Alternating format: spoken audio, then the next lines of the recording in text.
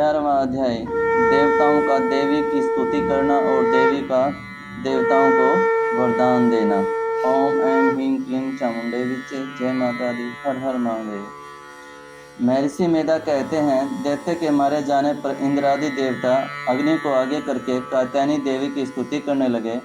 उस समय अभीष्ट की प्राप्ति के कारण उनके मुख खिले हुए थे। देवताओं ने कहा कि हे शरणागतों के दुख दूर करने वाली, हे देवी तुम प्रसन्न हो। हे संपूर्ण जगत की माता तुम प्रसन्न हो। हे विश्वेश्वरी तुम विश्व की रक्षा करो, क्योंकि तुम इस चर और अचर की ईश्वरी हो। हे देवी तुम संपूर्ण जगत के आधार रूप हो, क्योंकि तुम पृथ्वी रूप में स्थित हो और अत्यंत पराक्रम वाली देवी हो। तुम विष्णु की शक्ति हो और विश्व की बीज परम माया हो। तुमने ही इस संपूर्ण जगत को मोहित कर रखा है। तुम्हारे प्रसन्न होने पर ही यह पृथ्वी मोक्ष को प्राप्त होती है। हे देवी संपूर्ण विद्याएं तुम्हारे ही भिन्न भिन्न स्वरूप हैं। इस जगत में जितनी भी स्त्रियां हैं वह सब तुम्हारी ही मूर्तियां हैं। एकमात्र तुमने ही इस जगत को व्याप्त कर रखा है। तुम्हारी स्तुति किस प्रकार हो सकती है, क्योंकि तुम परम बुद्धि रूप हो और संपूर्ण प्राणी रूप, स्वर्ग और मुक्ति देने वाली हो। अतः इसी रूप में तुम्हारी स्तुति की गई है। तुम्हारी स्तुति से के लिए इससे बढ़कर और क्या युक्तियाँ हो सकती हैं। संपूर्ण जनों के हृदय में बुद्धि रूप होकर निवास करने वाली, स्वर्ग तथा मोक्ष प्रदान करने वाली, हे नैनी देवी तुमको नमन है। कला काष्ठा आदि रूप से अवस्थाओं को परिवर्तन की ओर ले जाने वाली तथा प्राणियों का अंत करने वाली नैनी देवी तुम्हें नमन है। हे नारायणी संपूर्ण मंगलों के मंगल रूप वाली, हे शिवे हे संपूर्ण प्रयोजनों को सिद्ध करने वाली, हे शरणागत वत्सला तीन नेत्रों वाली गौरी तुम्हें नमन है। सृष्टि स्थिति तथा संहार की शक्तिभूता सनातनी देवी, गुणों का आधार तथा सुख सर्व सुखमयी नैनी तुमको नमन है। हे शरण में आए हुए शरणागतों की दीन दुखियों की रक्षा में तत्पर, संपूर्ण पीड़ाओं को हरने वाली हे नैनी देवी तुमको नमन है। हे नारायणी तुम ब्राह्मणी का रूप धारण करके हंसों से जुते हुए विमान पर बैठती हो तथा कुछ से अभिमंत्रित जल छिड़कती रहती हो, तुम्हें नमन है।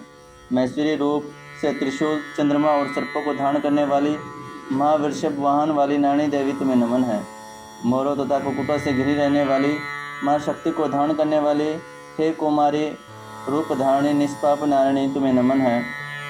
हे शंख चक्र गदा और सांग धनुष रूप आयुधों को धारण करने वाली वैष्णवी शक्ति रूपा नारायणी देवी तुम्हें नमन है। तुम प्रसन्न हो, तुम्हें नमन है। हे दांतों पर पृथ्वी धारण करने वाला ही वराह रूपिणी कल्याणमयी नारायणी देवी तुम्हें नमन है। हे उग्र निस्संयी रूपों से दैत्यों को मारने वाली, त्रिभुवन की रक्षा में सदा संलग्न रहने वाली नारायणी देवी तुम्हें नमन है।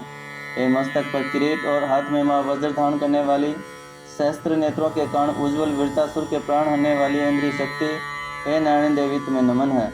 हे शिवदूती स्वरूप से दैत्यों के महामद को नष्ट करने वाली, हे गौ रूप वाली, हे माँ शब्द वाली, हे नारायणी देवी तुम्हें नमन है। दाढ़ों के कारण विकराल मुख वाली, मुंडमाला से भूषित मुंडमर्दनी चामुंडा रूपा नारायणी देवी तुम्हें नमन है। हे लक्ष्मी लज्जा माँ विद्या शब्दा, पुष्टि शब्दा ध्रुवा माँ रात्रिता माँ विद्या रूपा नारायणी देवी तुम्हें नमन है।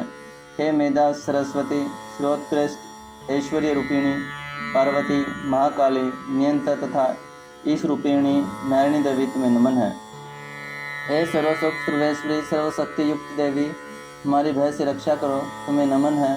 हे कात्यायनी तीनों नेत्रों से भूषित यह तेरा सौम्य मुख सब तरह के डरों से हमारी रक्षा करे, तुम्हें नमन है। हे भद्रकाली ज्वालाओं के समान भयंकर अति उग्र एवं संपूर्ण असुरों को नष्ट करने वाला तुम्हारा त्रिशूल हमें भय से बचाए, तुम्हें नमन है। हे देवी जो अपने शब्द से इस जगत को पूरित करके दैत्यों के तेज को नष्ट करता है, वह आपका घंटा इस प्रकार हमारी रक्षा करे जैसे माता अपने पुत्रों की रक्षा करती है। हे चंडिके असुरों के रक्त और चर्बी से चर्चित जो आपकी तलवार है वह हमारा मंगल करे, हम तुमको नमन करते हैं। हे देवी तुम सब पर जब प्रसन्न होती हो तो संपूर्ण रोगों को नष्ट कर देती हो, और जब रुष्ट हो जाती हो तो संपूर्ण वांछित कामनाओं को नष्ट कर देती हो। जो मनुष्य तुम्हारे शरण में जाते हैं उन पर कभी विपत्ति नहीं आती, बल्कि तुम्हारे शरण में गए हुए मनुष्य दूसरों को आश्रय देने योग्य हो जाते हैं।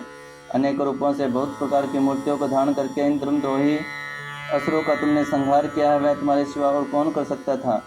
चतुर्दश विद्याएं, 6 शास्त्र और 4 वेद से तुम्हारे ही प्रकार से प्रकाशित हैं।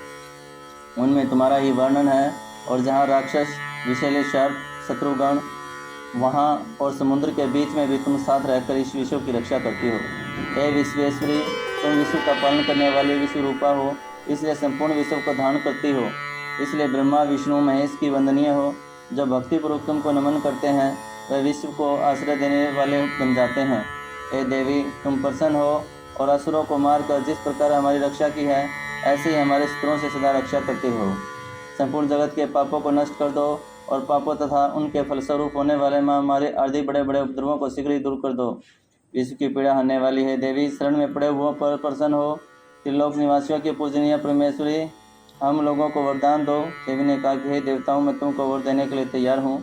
आपकी जैसा इच्छा हो वैसा वर मांग लो, मैं तुमको अवश्य दूंगी। देवताओं ने कहा कि हे सर्वेश्वरी, त्रिलोकी के निवासियों की समस्त पीड़ाओं को तुम इसी प्रकार हरती रहो और हमारे शत्रुओं का इसी प्रकार नष्ट करती रहो। देवी ने कहा कि वैवस्वत मनवंतर के 28वें युग में 2 महासुर शुंभ और निशुंभ उत्पन्न होंगे। उस समय मैं नंदगोप के घर से यशोदा के गर्भ से उत्पन्न होकर विंध्याचल पर्वत पर शुंभ और निशुंभ का संहार करूंगी। फिर अत्यंत भयंकर रूप से पृथ्वी पर अवतीर्ण होकर मैं वक्रचित नामक दानवों का संहार करूंगी। उन भयंकर महासुरों को भक्षण करते समय मेरे दांत अनार के पुष्प के समान लाल होंगे। इसके पश्चात स्वर्गलोक में देवता और मृत्युलोक में मनुष्य स्तुति करते हुए मुझे रघुदंतिका पुकारेंगे। फिर जब 100 वर्षों तक वर्षा न होगी तो मैं ऋषियों की स्तुति करने पर अयोनिज नाम से प्रकट होंगी और अपने 100 नेत्रों से ऋषियों की ओर देखूंगी। अतः मनुष्य स्ताक्षिष के नाम से मेरा कीर्तन करेंगे। उसी समय मैं अपने शरीर के उत्पन्न प्राणों की रक्षा करने वाले शाकों द्वारा सब प्राणियों का पालन करूंगी और तब मैं पृथ्वी पर शाकंभरी के नाम से विख्यात होंगी। और इसी अवतार में मैं दुर्ग नामक महासुर का संहार करूंगी और इससे मैं दुर्गा देवी के नाम से प्रसिद्ध होंगी। इसके पश्चात जब मैं भयानक रूप धारण करके हिमालय निवासी ऋषियों की रक्षा करूंगी, तब भीमा देवी के नाम से मेरी ख्याति होगी। और जब फिर अरुण नामक राक्षस तीनों लोगों को पीड़ित करेगा, तब मैं असंख्य भ्रमरों का रूप धारण करके उस महादैत्य का वध करूंगी। तब स्वर्गलोक में देवता और मृत्युलोक में मनुष्य मेरी स्तुति करते हुए मुझे ब्राह्मणी के नाम से पुकारेंगे। इस प्रकार जब जब पृथ्वी पर राक्षसी बाधा पीड़ित होगी, तब तब मैं अवतरित होकर शत्रुओं का संहार करूंगी। इति 11 अध्याय समाप्तम। ओम ऐं ह्रीं क्लीं चामुंडे विचे। जय माता दी। हर हर महादेव। अन्य अध्यायों का लिंक डिस्क्रिप्शन में उपलब्ध है, वहाँ से आप माता की कथाएं सुन सकते हैं। अगर आप सभी को यह वीडियो पसंद आई हो तो इसे लाइक करें, शेयर करें और चैनल को सब्सक्राइब करें।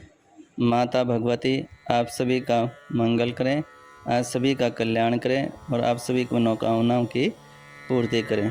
जय माता दी भक्तों, जय माता दी।